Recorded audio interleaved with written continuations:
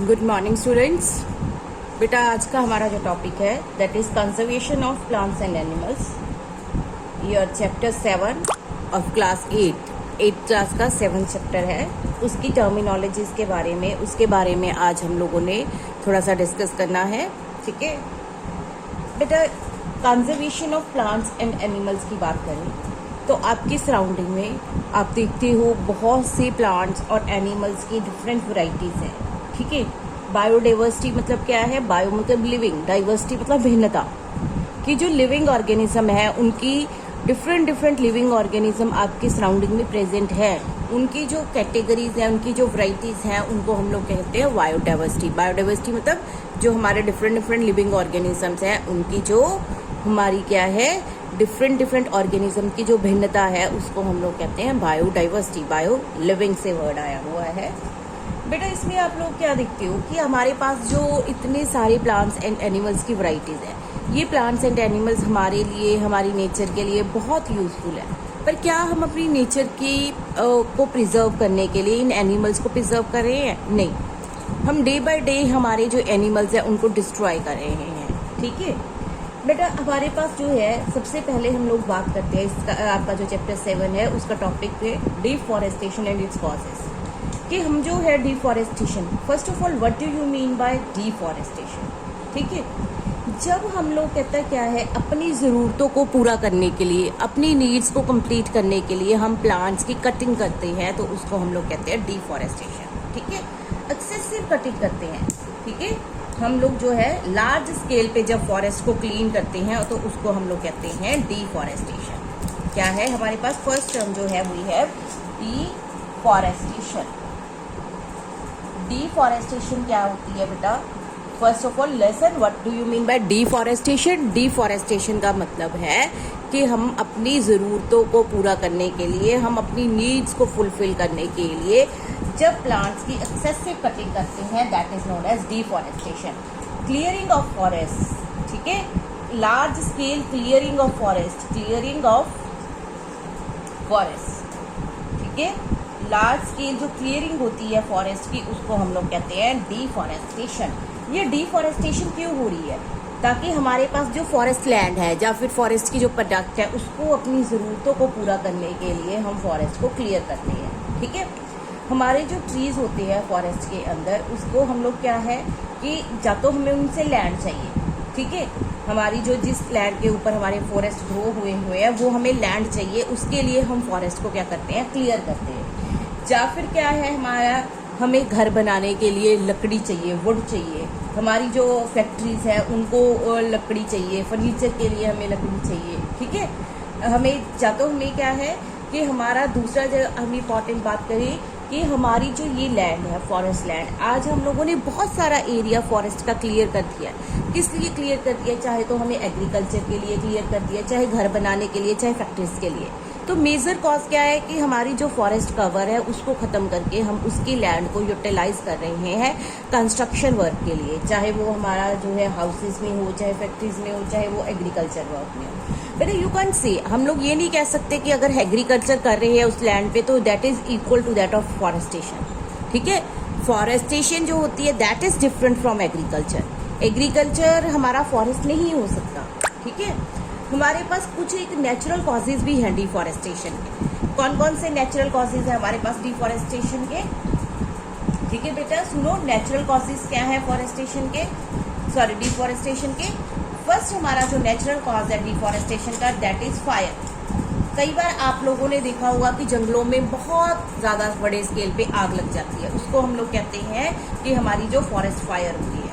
या फिर क्या होता है, सीवियर ड्रॉट के कारण बहुत ज़्यादा बुरी तरह से अगर सूखा पड़ जाता है उसके कारण भी हमारा जो है हमें हमारे जो फॉरेस्ट है वो ख़त्म हो जाते हैं। तो दो मेन कॉजेज हैं नेचुरल कॉजेज में हमारे पास कहता क्या है, चाहे तो वो फॉरेस्ट फायर हो या फिर सेकेंडली हमारे पास क्या हो, ड्रॉट्स हो। ड्रॉट्स क्या है, सूखा पड़ जाना। ठीक है, हम लोग जो फॉरेस्ट है उसको क्लियर कर रहे हैं। पहली बात तो जो नेचुरल हमारे पास मैन मेड कॉजेज है, हमारे जो ह्यूमन कॉजेज है, ह्यूमन कॉजेज क्या है कि ह्यूमन जो है फॉरेस्ट को क्लियर कर रहे हैं। क्यों क्लियर कर रहे हैं? चाहे तो वो घर बनाने के लिए, चाहे एग्रीकल्चर पर्पस के लिए, चाहे फैक्ट्रीज के लिए। या फिर कहता क्या है, हमारा जो ह्यूमन है उसको वुड चाहिए, लकड़ी चाहिए फॉरेस्ट से, इसीलिए वो फॉरेस्ट को क्लियर कर रहे हैं। इसके अलावा नेचुरल कॉजेज क्या है, चाहे वो फायर है, चाहे वो ड्रॉट है, ये हमारे कुछ एक नेचुरल कॉजेज हैं जिसकी कारण हमारे जो फॉरेस्ट है वो डिस्ट्रॉय होती है। अब हमें ये तो पता लग गया कि फॉरेस्ट डिस्ट्रॉय हो रहे हैं, पर फॉरेस्ट डिस्ट्रॉय होने से क्या कॉन्सिक्वेंसेस क्या है? What are the consequences of destruction of forest? हमारी जो डिफॉरेस्टेशन हो रही है, इस डिफॉरेस्टेशन से क्या फिर हमें नुकसान होगा, क्या होगा, क्या क्या प्रॉब्लम्स का हमें सामना करना पड़ सकता है, इसकी हम लोग बात कर सकते हैं। ठीक है, कॉन्सिक्वेंसेस की बात करते हैं बेटा। What are the consequences of deforestation? Deforestation के कारण बेटा आप लोग क्या सोच सकते हो? आपको पता है कि जो हमारा फॉरेस्ट है, फॉरेस्ट हमारे टेम्परेचर को मेंटेन करके रखते हैं। ठीक है, आपका जो टेम्परेचर है अर्थ का, वो जो मेंटेन्ड टेम्परेचर है, ना बहुत ज़्यादा हाई ना लो, ये फॉरेस्ट की वजह से है। ठीक है, टेम्परेचर अगर हम फॉरेस्ट को काट देंगे तो उससे कार्बन डाइऑक्साइड का लेवल इंक्रीज हो जाएगा। तो क्या हो जाएगा बेटा कॉन्सिक्वेंसेस में अगर हम बात करें? ठीक है, कॉन्सिक्वेंसेस की बात करें तो बेटा इसमें क्या होगा, आपका जो है फर्स्ट टेम्परेचर राइज हो जाएगा। टेम्परेचर राइज हो जाएगा। टेम्परेचर कैसे राइज हो जाएगा और क्यों राइज हो जाएगा? क्योंकि कार्बन डाइऑक्साइड का अमाउंट इंक्रीज हो जाएगा। जब कार्बन डाइऑक्साइड का लेवल बढ़ जाएगा अर्थ के ऊपर, तो उससे क्या होता है, ग्रीन हाउस इफेक्ट होता है, जो हम आगे डिस्कस करेंगे डिटेल में। तो ग्रीन हाउस इफेक्ट की वजह से हमारा जो टेम्परेचर है वो इंक्रीज हो जाएगा। सेकंड क्या है हमारे पास, कहता क्या है कि पॉल्यूशन, हमारी अर्थ का जो पॉल्यूशन है वो बढ़ जाएगा, पॉल्यूशन लेवल इंक्रीज हो जाएगा। ठीक है, पोल्यूशन लेवल क्यों इंक्रीज हो जाएगा? क्योंकि हमारे जो फॉरेस्ट हैं वो क्या करते हैं, जो पोल्यूशन के आप कहोगे जो पॉल्यूटेंट्स हैं उनको ऑब्जॉर्ब करने का काम करते हैं।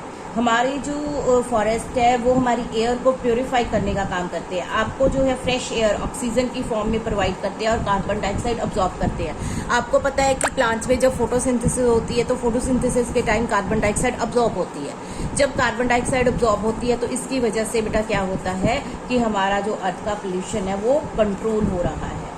ठीक है बेटा, तीसरा जो है हमारी सॉइल की फर्टिलिटी। सॉइल की फर्टिलिटी नेचुरली कि जब हमने फॉरेस्ट को काट दिया तो उससे क्या होगा, सॉइल की फर्टिलिटी डिक्रीज करेगी। क्यों डिक्रीज करेगी? तो बेटा क्या है कि हमारी जो रूट्स है, प्लांट्स की रूट्स है, वो क्या करती है, सॉइल को ट्रैप करके रखती है, पकड़ के रखती है, जिसकी वजह से अगर हवा आती है, आपकी जो इस तरह से कोई भी इस तरह की डिस्टर्बेंस होती है, रेनफॉल होती है, तो उसके साथ आपकी मिट्टी जो होती है, सॉइल जो होती है, वो फ्लो नहीं करती है। इसीलिए कहता क्या है, जो आपके फॉरेस्ट है वो एक बाइंडिंग पार्टिकल्स की तरह, आपका जो है बाइंडिंग एजेंट की तरह आपकी मिट्टी को बाइंड करके रखते हैं। इसीलिए कहता क्या है, अगर फॉरेस्ट नहीं होंगे तो फॉरेस्ट ना होने से आपका जो हमारी जो सॉइल है उसकी फर्टिलिटी भी डिक्रीज हो जाएगी। नेक्स्ट जो आपका मेन पॉइंट है दैट इज हमारे पास कहता क्या है, हमारा नेक्स्ट फोर्थ पॉइंट की अगर हम बात करें तो बेटा फोर्थ पॉइंट आपके पास है कि हमारी जो रेनफॉल है, रेनफॉल क्या होगी, रेनफॉल डिक्रीज हो जाएगी बेटा। ठीक है, रेनफॉल जो है वो भी डिक्रीज हो जाएगी क्योंकि आपके जो प्लांट्स हैं वो बहुत सारा जो पानी है ट्रांसपीरेशन की फॉर्म में मतलब हमारे जो एटमॉस्फेयर है उसमें ऐड करते हैं। जब एटमॉस्फेयर में बहुत सारा पानी ऐड होता है तो उससे जो होता है रेनफॉल होती है। पर जब हमने फॉरेस्ट को ही काट दिया तो ट्रांसपीरेशन नहीं होगी। जब ट्रांसपीरेशन नहीं होगी तो उससे क्या होगा, फिर हमारी जो रेनफॉल है उसमें भी कमी हो जाएगी। ठीक है बेटा, और ड्रॉट, सूखा पड़ना शुरू हो जाएगा। अगर हम लोगों ने फॉरेस्ट को काट दिया उसकी वजह से ड्रॉट वाली कंडीशन ऑरिजिनेट होती है। आप क्या कहोगे कि हमारा जो है अर्थ पे सूखा पड़ना स्टार्ट हो जाता है। ठीक है बेटा, ड्रॉट्स आते हैं, सूखा पड़ना शुरू हो जाता है, जिसकी वजह से कहता बहुत सारे लोग जो है भूखे मरने स्टार्ट हो जाएंगे। तो ये जो सारी चीज़ें हैं, ये देखो ये तो बहुत कम चीज़ें हैं। इसके अलावा भी आपका जो है ह्यूमन है, चाहे वो एनिमल्स है, चाहे प्लांट लाइफ है, सारी की सारी लाइफ जो है डिस्टर्ब होती है अगर हम प्लांट्स को फॉरेस्ट को काटते हैं। ठीक है बेटा, तो बेसिकली जो है हमारा देखो अगर हमारा ये सारी चीजें एक दूसरे से लिंक्ड है। कैसे? अगर रेनफॉल नहीं होगी तो नेचुरली सूखा पड़ जाएगा, ठीक है। अगर अर्थ के ऊपर रेनफॉल नहीं हो रही है तो प्लांटेशन या एग्रीकल्चर भी नहीं होगी, तो उससे कहता क्या है, अर्थ का टेम्परेचर भी इंक्रीज हो जाएगा, जिससे वाटर साइकिल जो है वो डिस्टर्ब हो जाएगा, जिसकी वजह से कहता क्या है, फिर सूखा पड़ जाएगा। बेटा फिर क्या होता है, कहते हैं क्या है कि इससे अगर ये चीज़ें जो है लंबे समय तक परसिस्ट करती हैं, रहती हैं, तो इससे हमारी जो सॉइल है उसके अंदर ह्यूमस की अमाउंट जो है, आप कहोगे कि वाटर कंटेंट है या फिर आपके पास फर्टिलाइजर्स है या फिर आपके मैन्यूर्स है, उसकी कमी आ जाएगी, जिसकी वजह से आपकी जो सॉइल है वो कम फर्टाइल हो जाएगी। और जो आपकी ग्रेजुअली हमारी सॉइल की फर्टिलिटी है जब कम होती जाएगी, हमारी सॉइल है जो फर्टिलिटी लूज करती जाएगी, उसके बाद कहता क्या है, आपकी वो जो सारी की सारी लैंड है वो धीरे धीरे डेजर्ट के अंदर कन्वर्ट हो जाएगी।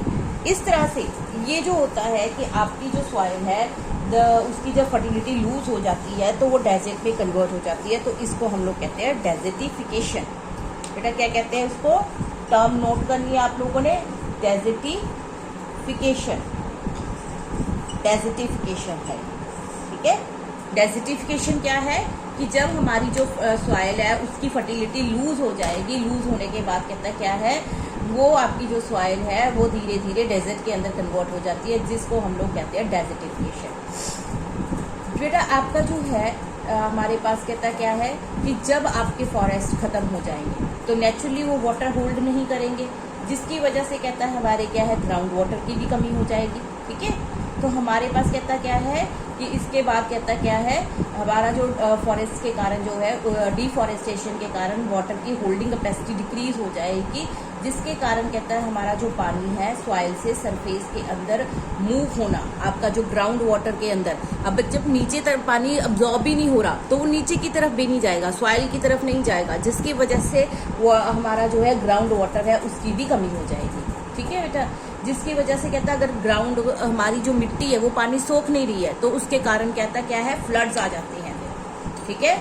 अगर हमारे पास वैसे भी नॉर्मली अगर बारिश हो तो बारिश होती है, बारिश होने के बाद कहता क्या होता है कि हमारी जो प्लांट्स है वो सारा का सारा पानी सोख लेते हैं, पर कहता क्या है कि जब पानी सोखा नहीं जाएगा तो ये सारा का सारा पानी सरफेस के ऊपर रह जाएगा, ठीक है। अगर पानी सूखा नहीं गया तो हमारी जो अर्थ है उसकी सरफेस के ऊपर रह जाएगा, जिसके कारण कहता क्या है, फिर फ्लड्स आने के चांसेस बढ़ जाते हैं, ठीक है बेटा। ये आपका जो है फॉरेस्ट हम लोगों ने जो डिस्कस किया, डिफॉरेस्टेशन एंड इट्स कॉजेज, इसको बेटा ध्यान से आप लोगों ने पढ़ना है। उसके बाद का जो टॉपिक है कि कैसे हम लोगों ने फिर फॉरेस्ट को कंजर्व करना है, कंजर्वेशन ऑफ फॉरेस्ट है, ये हम नेक्स्ट लेक्चर में डिस्कस करेंगे।